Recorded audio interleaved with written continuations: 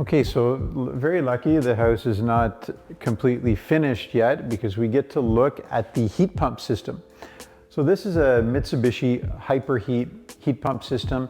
It's called a ductless unit. It's responsible for the majority of the heating and the cooling in the entire building, with a separate wall-mounted heat pump in the basement and a separate wall-mounted heat pump upstairs in the master. It's exactly what this house has. And with these windows, with this strategic window orientation and placement, you get a lot of energy in during the summer months to reduce demand on the heating system. A passive home will perform in all conditions, but when you do have the opportunity to face south, orient south,